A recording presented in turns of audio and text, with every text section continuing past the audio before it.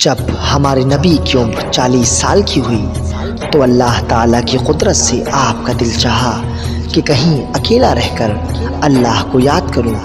مکہ شریف کے قریب ایک پہاڑ میں غار تھا جس کو غار ہرا کہتے ہیں۔ بس آپ اس غار میں اکیلے جاتے اور کئی دن تک اس میں رہتے اور اللہ کی یاد کرتے۔ ایک دفعہ اچانک 8 ربیع الاول کو پیر کے دن اس غار میں حضرت جبرائیل علیہ السلام آپ کے پاس آئے اور اللہ کی طرف سے سورہ علق کی آیتیں لائے اور قرآن مجید آپ پر اترنا شروع ہو گیا۔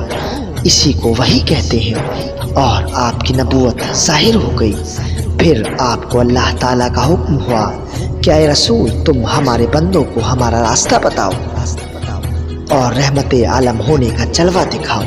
آپ اسی وقت سے لوگوں کو اللہ کی طرف بلانے لگے۔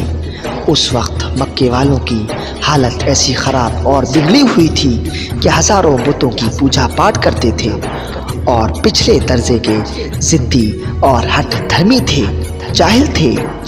وہ ایک خدا وحدہ لا شریک کو کیسے مانتے؟ عقل کے اندھوں نے آپ کا کہنا نہ مانا بلکہ آپ کو دکھ پہنچانا شروع کر دیا اور آپ کو قتل کرنے کے منصوبے بنانے لگے۔ آپ کے چچا حضرت ابو طالب علیہ السلام سے سب نے کہا کہ تمہارا بھتیجا محمد ہمارے معبودوں کی توہین کرتا ہے، اس کو ہمارے حوالے کر دو۔ انہوں نے کہا کہ میں اپنے بھتیجے کی مدد کروں گا اور تم کو نہیں دوں گا۔ یہ جواب سن کر وہ لوگ غصے میں بھر گئے اور حضرت ابو طالب سمجھ گئے کہ یہ موقع پا کر میرے بھتیجے کو قتل کر ڈالیں گے۔ پھر انہوں نے آپ کے بچانے کی تدبیر یہ کی، آپ کو اور اپنے تمام گھر والوں کو لے کر پہاڑ کی گھاٹی میں چلے گئے۔ ان لوگوں نے حضرت ابو طالب سے قطع تعلق بھی کر دیا، لین دین خرید فروخت سب چھوڑ دیا، یہاں تک کہ کھانے پینے کی چیزیں بھی بند کر دی اور اس تعلق کو توڑنے کا ایک کاغذ لکھ کر کعبہ شریف میں لٹکا دیا گیا۔ 3 سال تک آپ نے اور حضرت ابو طالب نے اور سب کنبے نے اس گھاٹی میں بڑی تکلیف اٹھائی۔ آخر آپ کو وحی سے معلوم ہوا کہ قطع تعلق کا جو کاغذ کعبہ شریف میں لٹکایا گیا تھا وہ کیڑوں نے کھا لیا ہے، سوائے اللہ کے نام کے کوئی حروف اس میں نہیں رہا۔ آپ نے سب حال حضرت ابو طالب کو بتلا دیا۔ حضرت ابو طالب نے یہ غیب کی بات سن کر گھاٹی سے باہر آ کر ان لوگوں سے کہا کہ اے لوگوں، محمد ایسی خبر دیتے ہیں، تم اس کاغذ کو دیکھو، اگر محمد کا کہنا غلط ہو تو میں ان کا ساتھ چھوڑ دوں گا اور اگر سچ نکلا تو تم ہم پر یہ ظلم نہ کرو۔ ان لوگوں نے اس کاغذ کو دیکھا تو ویسا ہی پایا جیسا کہ حضرت ابو طالب نے بتایا تھا۔ تب وہ لوگ اس ظلم سے باز آئے اور حضرت ابو طالب کو لے کر شہر میں آ گئے۔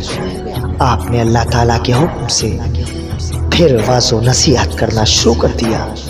آپ کی نبوت پر 10 سال گزر چکے تھے۔ حضرت ابو طالب اس دنیا سے رحلت فرما چکے تھے۔ آپ کے چچا حضرت ابو طالب کی رحلت کے ابھی 3 دن ہی ہوئے تھے کہ آپ کی زوجہ حضرت خدیجہ کی بھی وفات ہو گئی۔ ان کی وفات کے بعد ہمارے نبی کے 2 نکاح ہوئے، ایک حضرت عائشہ سے اور دوسرا حضرت سودا سے۔